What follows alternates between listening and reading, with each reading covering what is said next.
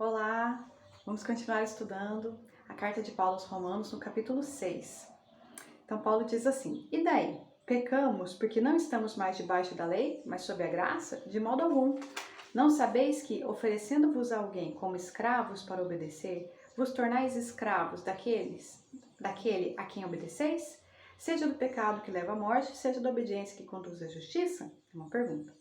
Mas graças a Deus, vós outrora, escravo do pecado, vos submeteste de coração à forma de doutrina a qual fostes entregues. E assim, livres do pecado, vos tornastes servos da justiça.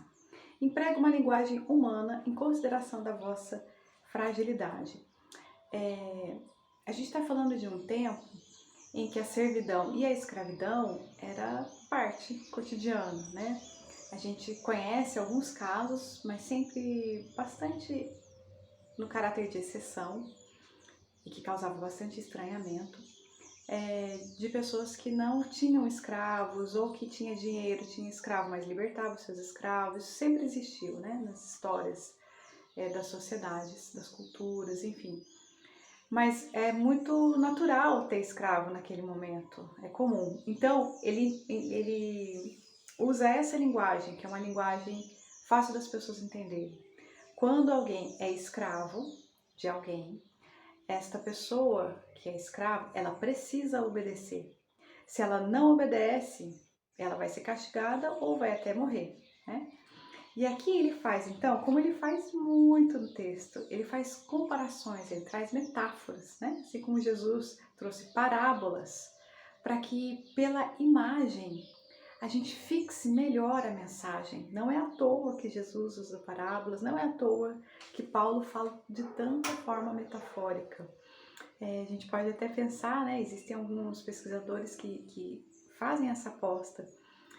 O cérebro humano, ele tem uma facilidade para formar imagens. Os nossos sonhos são feitos de imagens, né? Então as imagens, elas muitas vezes nos ajudam muito a regularmos as nossas emoções, a entendermos o que está acontecendo à nossa volta, né? Enfim, então ele vai fazer essa imagem com a servidão, com a escravidão, e para dizer, antes vocês eram escravos do pecado. Então quando a gente está distanciado de Deus, muito ligado ao mal, né? Ao mal para a gente mesmo, né? Quando a gente não se cuida, a gente também está distanciado de Deus. Ao mal para os outros, né? Sendo egoístas, ou sendo orgulhosos, ou diretamente, né, fazendo coisas contra as pessoas, nos vingando, né, enfim, falando mal, essas coisas que a gente já faz ainda, né, que são pequenas, que são cotidianas, até aquelas maiores que a gente já fez, mas que existe ainda muito no mundo, que é, né, realmente tirar a vida de alguém, roubar, essas coisas. Quando a gente faz essas coisas, a gente está escravo do pecado, desse mal que eu estou alimentando dentro de mim. E aí ele vai fazendo essa comparação, olha, como outrora vocês estavam, né, escravos da impureza e da desordem, agora vocês estão a serviço, né, da santificação. Então é nesse sentido que essa força que me arrastava às vezes, né, para baixo, por vício, por exemplo, era aquela força que às vezes a gente vai por prazer, a gente vai por estar meio perdido, ou vai porque a Maria vai com as outras, mas às vezes chega um momento que a gente cansa, nem a gente mais concorda com o mal que a gente está fazendo, e às vezes a gente já está lá, enredado em situações que é difícil de sair. Mas essa força que o pecado tem de nos escravizar, a nossa busca pela santificação, por esse encontro com Deus, também tem, né?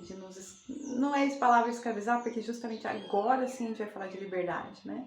Tudo que tem a ver com as escolhas do Espírito para o bem, elas são cheias de escolhas, né? A gente percebe, sei lá, sabendo das informações que a gente tem do desencarne de um espírito como Bezerra de Menezes, né? Ele fez tanto bem na vida dele encarnado que quando ele desencarnou ele poderia escolher. Ele podia subir para as esferas mais altas, mas ele escolhe ficar e continuar cuidando do Brasil, né? Daqui do plano de nós aqui encarnados. Então vai chegando um momento que a gente vai tendo essa liberdade de escolha, né? E isso vai nos levando, né? Então é nesse sentido que ele vai dizendo, olha, se entrega para o bem, né? Porque isso vai Esse é um caminho. É um caminho, a gente pode pensar aqui a partir da doutrina, né?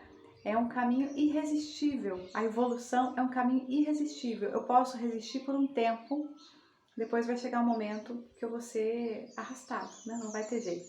Se eu escolher fazer o bem também e escolher aguentar o sofrimento que faz parte desse aprendizado, isso vai fluir mais do que se eu ficar resistindo, né? Como Jesus falou para Paulo, naquele momento em que ele se mostra pela primeira vez para Paulo, né? Você ficar aí recalcitrando contra os aguilhões, que era uma linguagem em relação aos cavalos, né?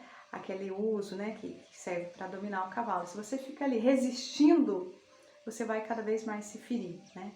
Então a gente resistir à lei da evolução, que é o nosso caminho certo, com certeza vai nos causar dor. Mas a gente fala mais semana que vem.